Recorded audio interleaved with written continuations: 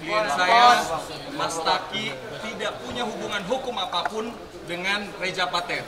Ya, saya sebagai warga negara yang baik, ya, kooperatif, saya mendatangi memenuhi surat panggilan dari Bareskrim yang memang kita harus menjelaskan secara detail, secara jelas, secara gamblang.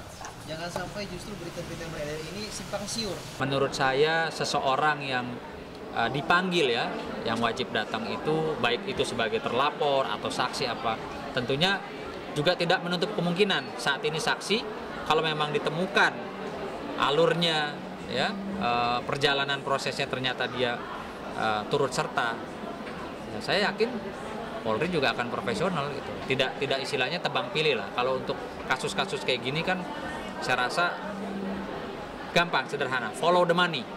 Ikuti uangnya saja kemana. Siapa saja yang terima. Itu dapat kita duga bahwa itu terlibat. Kalau memang ada indikasinya, memang ada mengarah dugaan pelanggaran pidana, ya segera saja semua para pelakunya ditetapkan sebagai tersangka gitu. Nggak usah ragu-ragu lah gitu. Jangan melihat ini begini, ini begitu. Siapapun mungkin yang awam hukum khususnya ya, mungkin saja dia tidak menyadari, tidak tahu kalau itu ternyata melanggar satu pasal pidana. Jadi apapun alasan yang dikemukakan, ya nanti kita lihat buktinya seperti apa, maksud tujuannya apa. Boleh saja dikatakan maksudnya sosial apa, tapi ketika itu uangnya diduga dari hasil yang tidak benar, ya maka kan juga ya harus kita tegakkan hukum. Uang itu dari mana? Dari Reza Paten. Untuk apa? Untuk amal. Apa yang dilelang? Sepeda. Sepeda itu historinya seperti apa? Sepeda itu sepeda yang dibeli oleh Taki di Indonesia 60 juta, kemudian dibawa ke Mekah, Madinah, itu menjadi alat kerjanya, toolsnya Taki di sana untuk pengajian apa segala macam.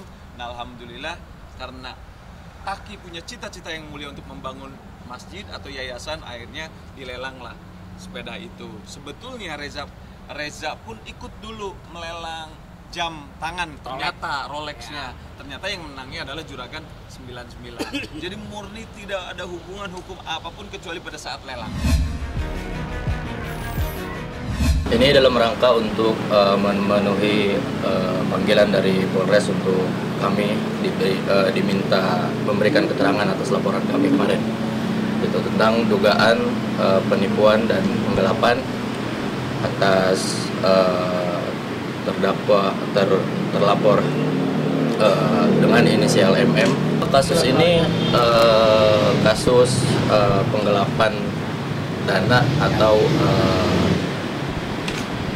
penggelapan dana kita yang belum dibayarkan sampai saat ini gitu. Ini untuk terlapornya dengan inisial MM, dan setelah ini kita akan masuk. Kebetulan ini ada reschedule juga yang harusnya kita datang jam 1, kita ke jam 5 gitu. Kita masih menunggu untuk panggilan tersebut. Untuk total kerugian kita ada di angka 220 juta. Ini untuk terlapor MM. Untuk fokus di masalah ini, pihak terlapor untuk saat ini belum ada komunikasi kepada kita gitu. Untuk fokus ke masalah ini ya gitu. Namun ada beberapa aspek yang memang kita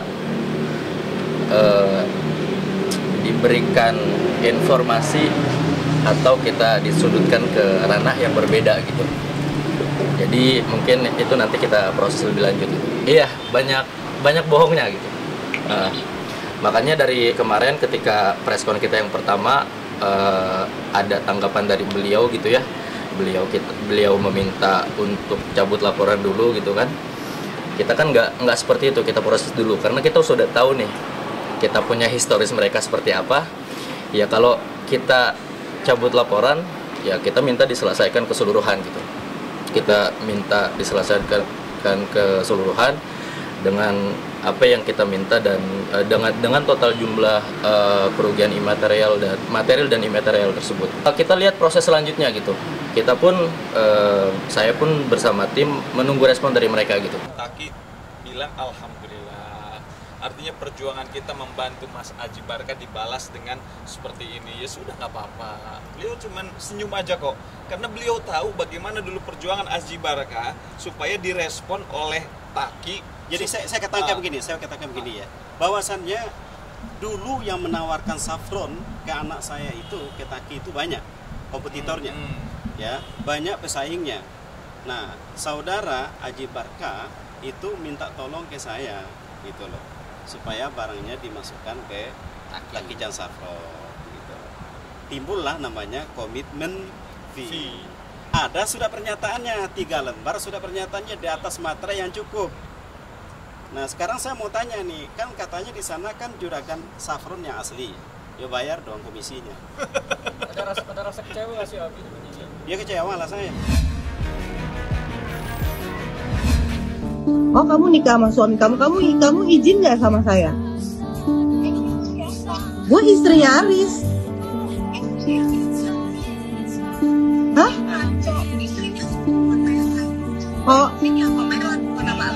Oh, terus Melan ngizinin?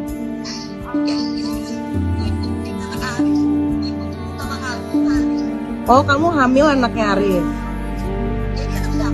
Oh gitu.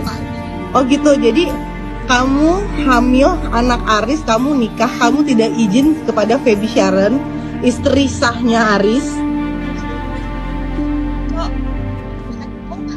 Kok halu? Ini kalau nggak ngapain Aris nelpon saya sekarang? Ya karena gue istrinya. Ya udah, kita buktikan di pengadilan.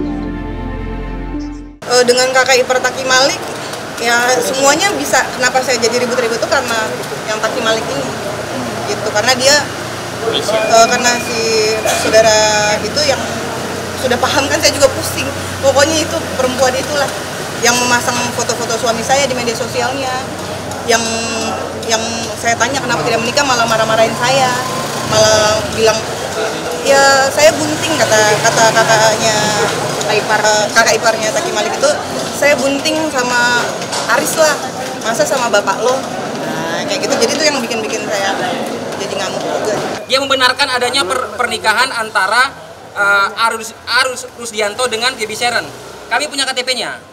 KTP-nya adalah Arus Rusdianto, lahir di Cilacap, tanggal kelahiran 28 April 1977. Dan kami juga punya bukti nih.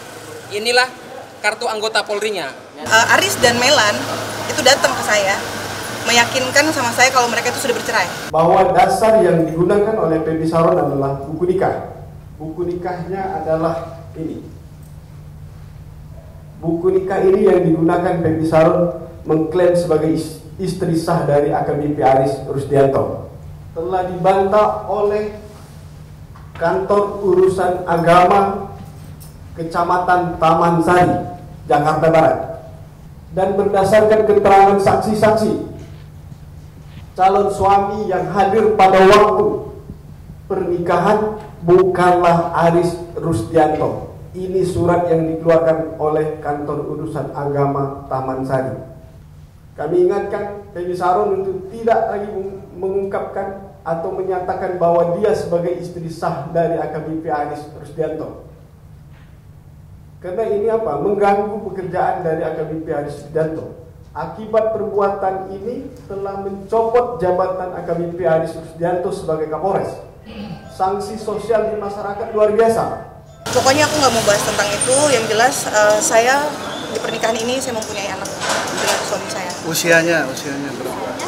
Ya remaja lah pokoknya. Belasan tahun. Artinya Ya, Mbak sekarang belasan istri tahun. satu atau istri kedua ya? Kita nggak tahu istri satu, istri kedua, nanti kita buktikan di pengadilan. Karena saya menikah, Aris itu bujang. Oh, ngakunya bujang. Bujang ya.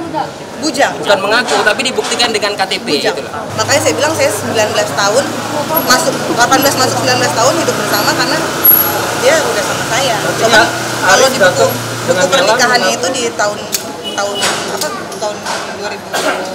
keluar bukunya di 2008. Sebenarnya kami hidup udah bersama.